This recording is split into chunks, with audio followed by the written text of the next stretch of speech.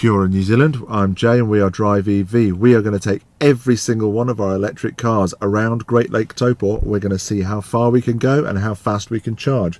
We're going to see how they handle real life in Aotearoa. Welcome one and all to the Around the Lake range test. We are taking out today the MG-5 SW EV long range. That would make it the MG Sweveler. Probably won't ever use that acronym again. So this one's got a 57 kilowatt hour battery, usable, which is 61.1 total. Don't know what the 1.1 is there for, but better to have it than not. It's nice to be precise. We're leaving today with, what, 80% state of charge. This is a brand new vehicle, so battery should be super healthy. It's done 33 kilometers in its life. The car is showing 295 kilometers of range. And to be honest, if it's anything like the other one, it'll be fine with that. It'll be super comfy. The EV database has it about 350 highway, about 400 round town. So 80%, yeah, that makes perfect sense. First things first, it's a lovely car to be in. You've got traditional gauges and digital gauges, which we've covered before. Really nice steering wheel, feels very sporty. It's a nice size, it's got loads of adjustment. And this one has the MG Pilot. Not autopilot, not ProPilot, MG Pilot. So we're going to be testing that. And that's supposed to hold you on the lanes, and also it does your speed and distance to the cars in front. Hey, that's really good. So get to the speed you want, tap the button to go to cruise, pull back twice on the third lever here, and that puts you into MG Pilot. And look, it's pretty good. It's more confident than Nissan Leaf ProPilot. Not quite as robotic as autopilot. It does float around a little bit, but it's so far really good. And let's be clear, I'm using this on New Zealand highways, which are not the most clearly marked and certainly not as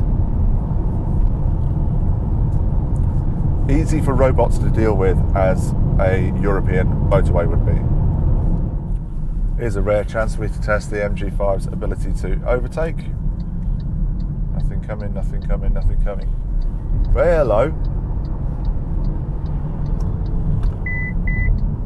That's that's actually quite impressive how much that takes off. Let's try that again. Hello.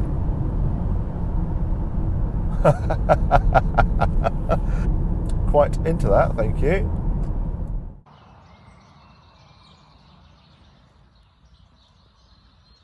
So lots of bright and pretty snazzy looking chrome on the inside of this car to make it look more premium.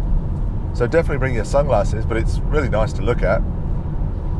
The long range comes with a couple of extra features. It's not just the bigger battery, it also ups the charging speed on DC from, well, there's a couple of different reports. One says it's gone from 50 to 80. One says it goes from 50 to 100 kilowatts. Now, I'm pretty sure that when we did the standard range, that was able to charge it much faster than 50 anyway. So we will find out when we get home. Hopefully we'll have got through enough battery to do a proper check, and the battery will be nice and warm. It does have active battery cooling, so you should be able to do repeated charges without seeing any loss of charging speed. The biggest thing I missed on the standard range is roof rails that can carry a roof rack. Now, I'm all about bikes and SUPs and other stupid things being on the roof. That's what I want the range for, because I want to be able to waste it on inefficient driving. So with this model, they can come with a set of roof rails which is rated up to 75 kilograms. So that's enough for a couple of bike racks, some crossbars, a couple of bikes, probably a paddleboard or two. So despite my best attempts to be really inefficient at driving, the efficiency on this is pretty good, 17.5 kilowatt hours per 100 kilometers. Now, Jay from the future will put some text here somewhere to say exactly what that is in watt hours and leaf speak. But I'd say that's pretty good. Bearing in mind, done some overtaking, driving at highway speeds. Didn't check the tyres either. Never remembered to check the tyres before I leave. So hopefully they were done fine in the UK or wherever they left. Sat on a boat for a couple of months and then just send it. Everything's fine. MG Pilot slows down for corners, MG Pilot slows down for corners. It's a little thing, but it's a big thing when it comes to confidence in the car. The MG Swivel has got quite a bit of ground clearance. I think it might be as much SUV as most folks need. Shall we see if it can go off-road?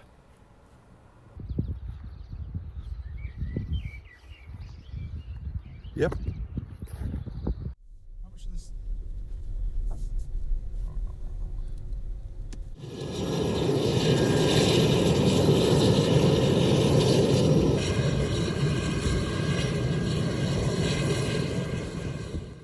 I read about a fella who uses a wheelchair to get around in. He's bought one of these and he likes it because of the big boot, that's an obvious one, but he also loves it because it can charge in the nose.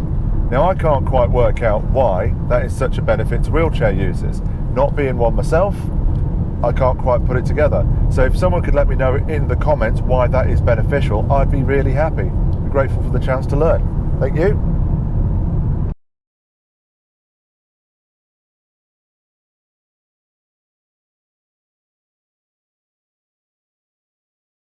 We're taking it through the corners right now and it's quite floaty. It's maybe a little vague.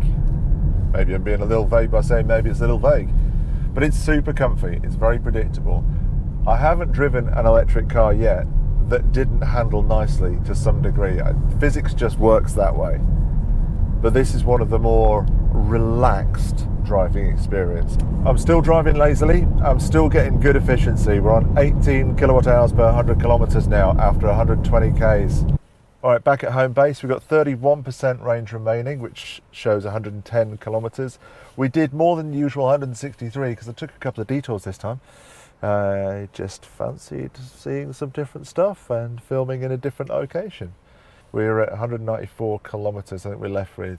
I think we've done about 170 Ks this time around. So let's go and plug it into the rapid charger and see how fast we can go. All right, team, bear with me because we are only at 30-something%. We're going to park the car up, leave the heaters on, drain the battery down to below 20 so we can get a fair representation of how you'd normally arrive at a hypercharger if you were going to hypercharge on the road. Otherwise, we're not going to find out quite how fast it can charge, and that's pretty useful information, we reckon.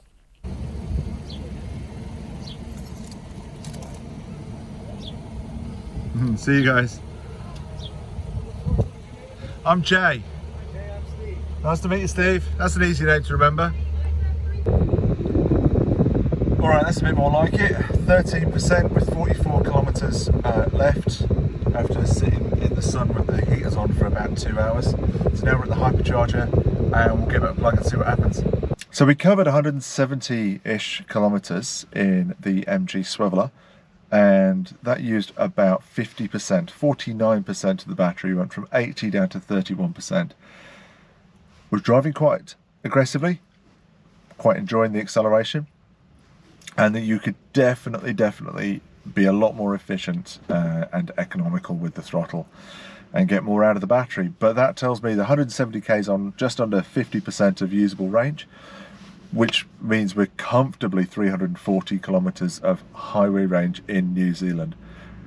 Around town, we would expect a significant boost on that one. This one is rated to 400 kilometers round town, and I'd say that even that's a bit pessimistic. So that's the story on the MG-5 EV Station Wagon long range.